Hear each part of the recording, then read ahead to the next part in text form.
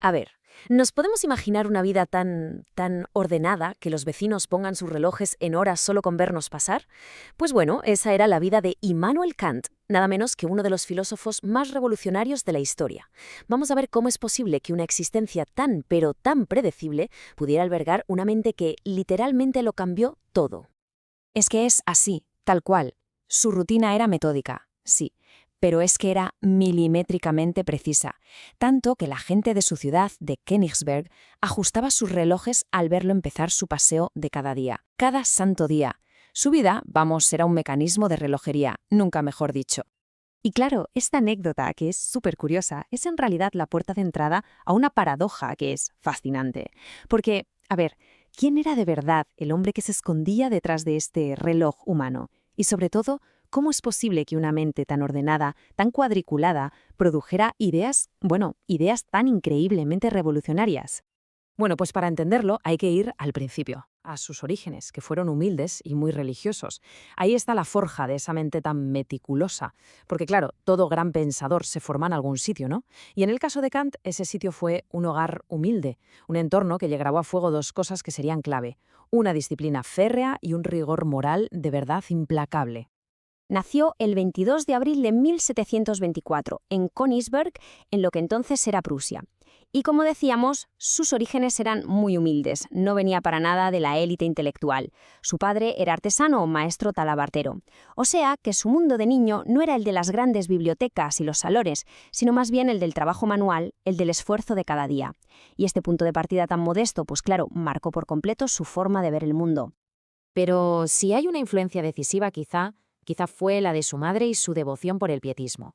¿Y qué era esto del pietismo? Pues era un movimiento protestante que ponía el foco en la pureza moral, en el autoexamen constante y en llevar una vida sencilla. Muy estricto, ¿verdad? Pues toda esa disciplina interna, esa búsqueda casi obsesiva de la verdad, eso se convirtió en el auténtico motor de toda su filosofía. Y con esta base llegamos a la universidad, a la etapa de los dos mundos filosóficos, porque aquí es donde se produjo el choque que forjó su nueva forma de pensar. Imaginaos la escena. La mente superordenada de Kant llega a la universidad y se encuentra de repente en medio de un campo de batalla intelectual. Había dos gigantes filosóficos enfrentados, luchando por dominar el pensamiento de la época. Y él, pues, justo en medio. En una esquina del ring teníamos al racionalismo alemán, con gente como Leibniz y Wolff. Su idea era: ¿podemos conocer el mundo usando solo el poder de la razón? Pensando. En la otra esquina, el empirismo inglés, con Locke y Hume, y estos decían que va, todo nuestro conocimiento viene de la experiencia, de lo que vemos, oímos y tocamos. O sea, pensamiento puro contra observación directa. Ese era el gran dilema de su tiempo. Y aquí, justo aquí, está la clave de su genialidad. Porque en lugar de elegir un bando como hacían todos, Kant se hizo una pregunta mucho más interesante. Oye, ¿y si ambos tienen parte de razón? Y a partir de ahí su misión se convirtió en construir un puente entre esos dos mundos. Esa obsesión por combinar la razón y la experiencia es lo que marcaría su pensamiento para siempre. Y claro, sentó las bases de su propia revolución filosófica. Pasamos ahora a su vida de profesor. Veremos cómo fue de ser un simple tutor privado a convertirse en el filósofo más famoso de Europa.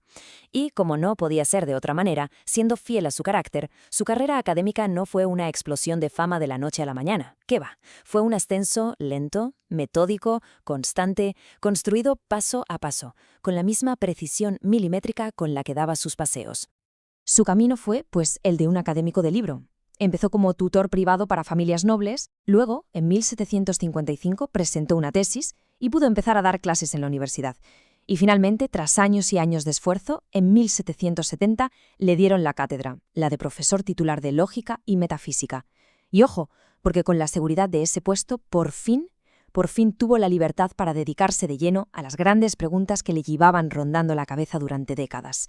El escenario, como se suele decir, estaba listo. Y vaya si estaba listo.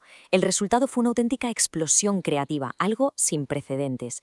En poco más de una década publicó sus tres famosísimas Críticas. Son obras monumentales que literalmente redibujaron el mapa de la filosofía. Con ellas cuestionó los límites de lo que podemos conocer, la base de nuestra moral y hasta la naturaleza de la belleza. Parecía que su intelecto simplemente no tenía fronteras.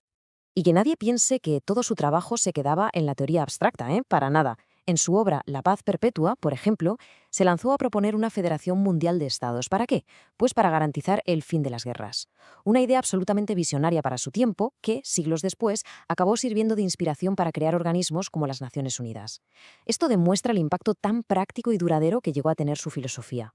Y con esto volvemos al principio, a ese legado que dejó para siempre y a la gran paradoja de Kant, una vida tranquila que sin embargo transformó el mundo. Porque es increíble pensar que mientras sus ideas viajaban por todo el planeta y revolucionaban el debate intelectual, su vida permanecía completamente anclada, inmóvil. A ver, pensemos en esto. Tenía fama en toda Europa. Sus libros se leían y se debatían en París, en Londres, en todas partes. Y sin embargo, su vida fue increíblemente local. Este dato es de verdad demoledor. Solo vivió en una ciudad durante toda su existencia. Solo una, Königsberg. Murió allí, claro, en 1804 con 79 años, en la misma ciudad donde había nacido, sin apenas haber viajado nunca. Un hombre de un solo lugar, cuyo legado, sin embargo, se hizo totalmente universal. Y no es ninguna exageración decir que su obra transformó por completo, de arriba abajo, la historia del pensamiento occidental. Al final, toda la vida de Kant, tan predecible, tan local, nos deja con una pregunta fundamental sobre qué significa de verdad cambiar las cosas. La cuestión ya no es si una vida tranquila puede cambiar el mundo, porque la suya demuestra que, vaya que sí puede. La verdadera pregunta que nos deja es otra. ¿De verdad hace falta viajar lejos y vivir 1000 aventuras para expandir la mente? ¿O quizá los viajes más revolucionarios, los más importantes, son los que hacemos hacia nuestro propio interior?